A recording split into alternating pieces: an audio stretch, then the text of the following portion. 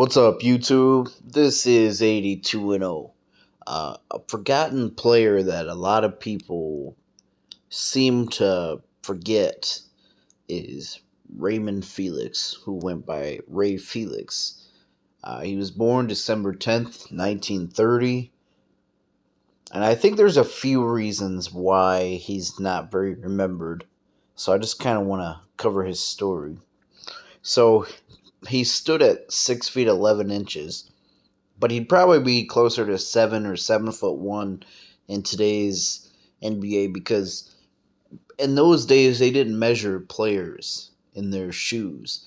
And with these modern shoes, he'd probably be standing at a 7'1" or 7 foot. So he went to Metropolitan High School, but then later he'd go to Long Island University.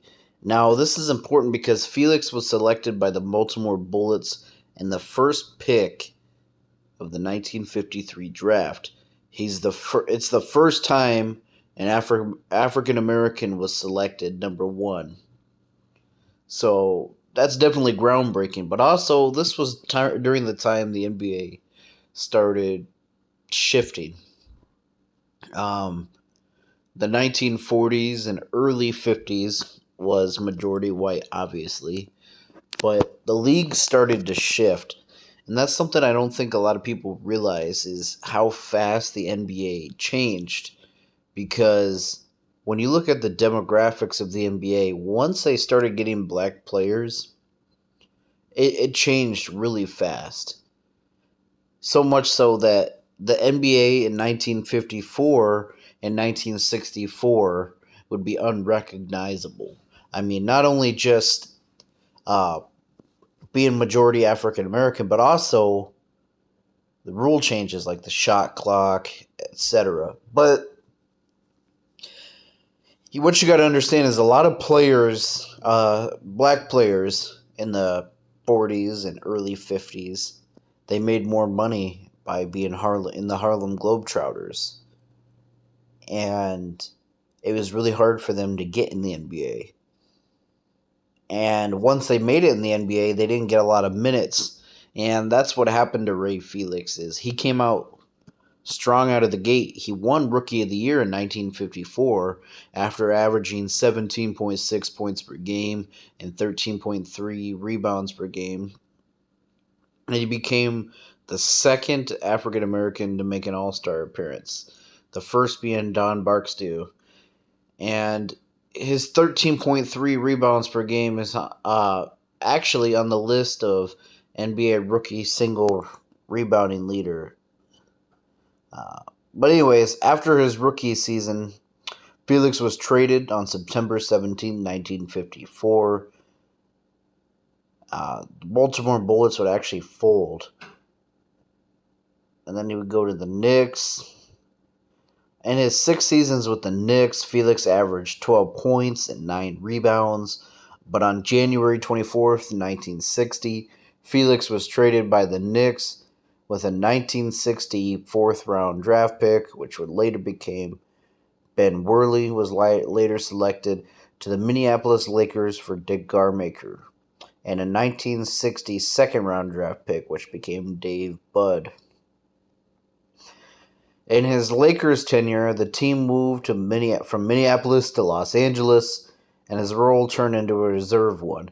He averaged 6.4 points and 6.7 rebounds in 3 seasons, and the Lakers lost to the Celtics in the 1962 NBA Finals in Game 7.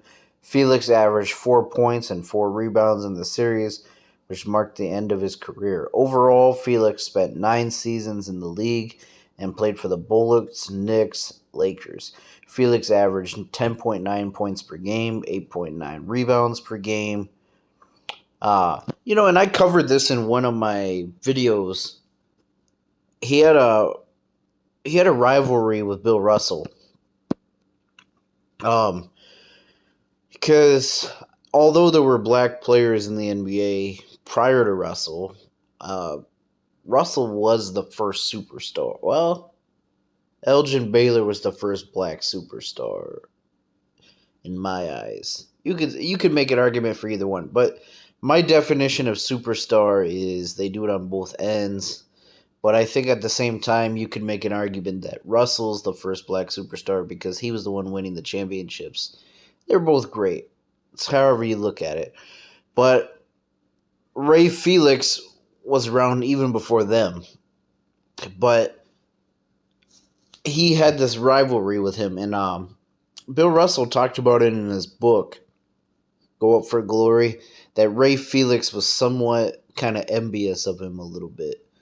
And Felix had an incident with him in actually Russell's rookie season, when after Russell felt that Felix had been trying to intimidate him, Russell knocked him out. And toward the end of his career, after having several of his shots blocked by Russell, Felix took the ball and then flung it out the side of the backcourt, saying to Russell, "You didn't get that one, did you?" But they met in the finals in 1962, and Russell's game spoke for itself. Obviously, Russell was the much better player. And I think for two reasons, well, three, why Ray Felix's game fell off is the NBA was changing, like I said, with the rules. Yes, it was easy. This is why I hate when people make the argument, oh, Russell Chamberlain, the only reason they were good is they were dominating a bunch of 5'6" white guys. That couldn't be farther from the truth, man. And if you look at other bigs during that time, like Ray Felix, as the game started getting faster, as the game started getting bigger, they got weeded out. So I get tired of that argument that Russell was only good because he dominated short competitions. That's not even true. But I think that's what happened to Ray Felix is, one, the competition got bigger. You know, there were new kids on the block that were better than him. Two, I suspect that, and from what I've heard, is racism was a huge part of why he wasn't a factor on the Knicks. They didn't give him a lot of minutes. Like, he went from playing 37 minutes with the Bullets to 22 minutes with the Knicks. And a lot of that was because a lot of the white players on the Knicks complained when a black player was getting minutes. And that happened to a lot of those early black players. But third is just, I don't mean to sound like a broken record here, but by the time he went to the Lakers, his job on the Lakers wasn't to score. The Lakers needed a post presence to match up with Russell. And the thing about Felix is he wasn't at Russell's level. Also, in those days, players didn't play as long, obviously, because, our advancement in medicine and training. Felix was starting to break down. But, Felix was a very reliable player. It wasn't really injuries.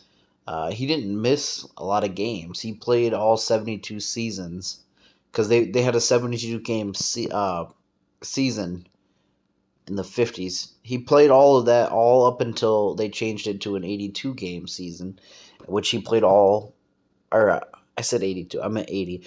He played all 80 games in 1962. So you can't really say it was injuries. From my assessment, was he just wasn't able to keep up with a lot of the newer players. A lot of the newer centers, I should say.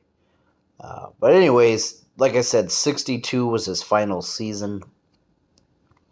But still, in my eyes, I know this sounded like I'm being really negative about Ray Felix, but I'm really not. In my eyes, he deserves a Hall of Fame spot. He was an all-star. He was a contributing factor. He was a milestone. It was the first time a black player was drafted, number one overall. But also his collegiate career is what set him apart. He was a great college player. And I think had he gotten those minutes on the Knicks in his prime, he might be talked about a lot more. Because imagine if he was getting all those minutes in 55, 56, before Russell entered the league. Could he have won a championship if he was given those minutes? If he was allowed to play? Who knows? But when he was able to be on a championship team, he didn't come through in that game 7, but by then I think he was just out of his prime. So what are your thoughts about Ray Felix? Does he deserve a Hall of Fame consideration? Unfortunately, he's no longer with us. He passed away back in 1991 at the age of 60. So let me know what your thoughts are down below. Thanks for watching.